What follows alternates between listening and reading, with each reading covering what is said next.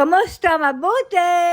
For today's video. For today's video, ito yung araw na nakapag-grocery na kami ni Nili at dahil wala na nga si Lola, ay lagi ko na din siyang kasama sa labas. Pero bago yan ay akala ko nga ay okay na si Nili at pagaling na siya dahil maayos at maganda ang mood niya nung pumunta kami sa mall. Pero hindi pa pala dahil may mga oras pa din siya na nagkakasumpong at nagiging iyakin. At ayun nga't nag-iiyak si Nili dyan at ayaw niyang pumunta ng CR dahil natatakot daw siya. Kailangan ko pa nga nahikayatin at samahan si Nili sa CR para umihi dahil kung hindi ay nagtitiis siya na hindi umihi. Paiyakan pa nga bago ko maisama at minsan nga kapag talagang ayaw niya sumama papuntang CR ay sinasabi ko na tatawag ako ng ambulansya para kuhanin siya. Noong mga panahon na yan nga stress na stress pa ako kay Nili bukod sa kawawala pa nga lamang ni Lola ay napakasumpungin niya. Minsan nga ay napupuyat din ako dahil minsan ay hindi siya nakakatulog at kung makatulog man ay saglit lamang at nagigising din agad.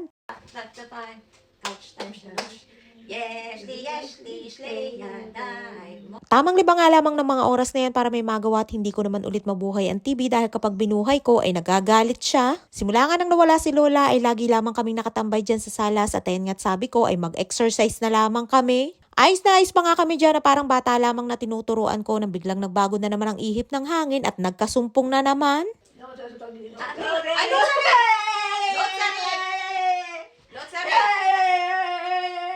Bigla na nga lamang nag-iyak at ayaw niya daw mag-exercise kaya itinigil ko na at sabi ko hindi na kailangan. Inip na nga din ako na tuluyan ng gumaling si Nili dahil hanggang ngayon nga hindi pa siya lubusang magaling. Good morning, Dina. Together. Sing a song, sing a song. At nang medyo okay na ulit si Nili, sinubukan ko naman na yayain na lumabas para mag-grocery. May mga nagtatanong nga din na paano na daw yung aming pagkain ngayong wala na si Lola ay saan daw ako kukuha ng pera. Ayan yung unang budget namin ni Nili simula nang mawala si Lola at bigayan ni Rapi at ibinawas niya kami dun sa pera ni Lola na naiwan dito sa bahay. At kapag naubos naman at kailangan na ulit namin ni Nili ng pera ay pwede ako magsabi dun sa kapatid ni Nili na lalaki o kaya ay kay Rapi. At ayun nga't hindi na naman si Nili makapasok dun sa kwarto ni Lola kaya ako na lamang ang kumuha ng kanyang bag. Kapag lumalabas nga kami ay gusto ni Nili na lagi niyang dala yung bag na bigay ni Rapi. Ang laman niyan ay tubig at ang kanyang wallet. Buti na nga lamang at pumayag si Nili na lumabas kami para makabili din ako ng uulamin ko. Pero kung hindi pa kami nakalabas ay pwede din naman ako magpabili ng mga kailangan namin dito sa bahay kay Rapi. Yun nga lamang ay nahihiya din ako kay Rapi na magpabili lalo na at hindi naman siya namamalengke ng may fresh na karne. Akala ko nga ay matatagalan pa kami bago makalabas kaya iniisip ko din na paano na kaya ang pagkain ko, paano ako makakabili. At paglabas nga namin ay saktong dating naman ang anak ni Rapi at pupunta sana siya sa bahay para dalawin si Nili.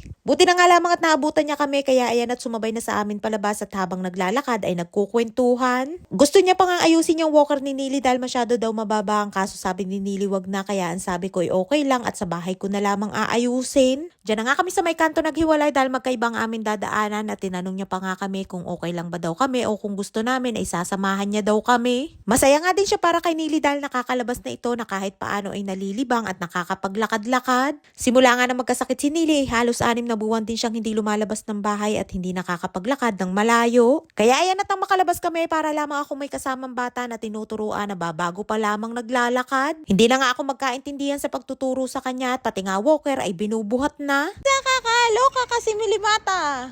Limata. Loka ka, ine. Parang akala mo'y sanggol na tinuturuan maglakad.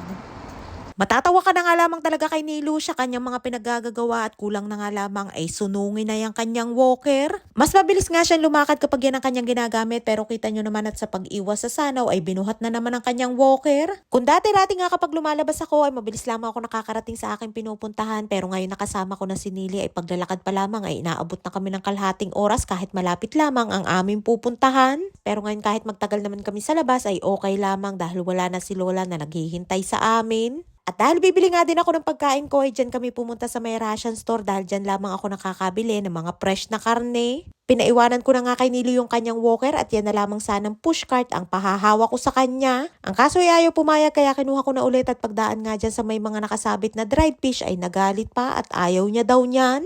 Una at huling beses ko nga na naisama dyan si Nili ay nung bago pa lamang ako sa kanila at ngayon nga lamang naulit. Kaya halos 7 na taon na din ang lumipas bago ko ulit siya nakasama dyan na mamili. Iniwanan ko nga muna siya dyan sa may sulok dahil bibili ako ng karne at ayaw niya nga makakita ng karne at nagagalit. Kaya sabi ko ay dyan na muna siya. Para nga lamang bata ang datingan ni Nilush na inihabilin sa isang sulok at sabi ko huwag siyang aalis at babalikan ko siya. Mawaglit nga lamang ako sa paningin niyan at kapag hindi niya alam kung nasaan ako ay panay na agad ang sigaw niya ng pangalan ko. At sa lakas nga ng pagtawag niya sa akin ay napapatingin na lamang yung mga tao. Tapos na nga kaming mamili at hindi naman karamihan ang aming binili. Ang sadya ko lamang talaga ay ang makabili ng aking maiiulam. Sa mga pagkain naman ni Nilay wala namang problema at meron naman siya mga pagkain sa bahay at kung ano na nga lamang yung mga wala ay siya namin binili. At nang pauwi na nga kami dyan ay nagkasumpong si Nilay at ayaw niyang dumaan dyan sa may kulay pula na linya. Akala ko nga nung una ay ayaw pa niyang umuwi kaya nagkasumpong, yung pala ay natatakot daw siya na dumaan doon dahil delikado daw. Dala nga ng kanyang sakit ay lahat na nga lamang ay kinatakutan niya at kung ano-ano ang pumapasok sa isip niya. Sa wakas ay nakarating na nga din kami ng bahay at nairaos na ang pamimili at hindi ko na nga din iisipin kung anong aking uulamin dahil nakabili na ako. Bigla na naman nga nagkasumpong si Nilush at panayang iyak, ayaw niya daw kumain ng orange, ayaw niya daw kumain ng suha kahit wala namang nagpapakain sa kanya at baka daw siya mabulunan ng buto. Hallucination nga ang kalaban ni Nili kaya lagi di siyang may sumpong. Ay siya hanggang dito lamang ating kwento for today's video at maraming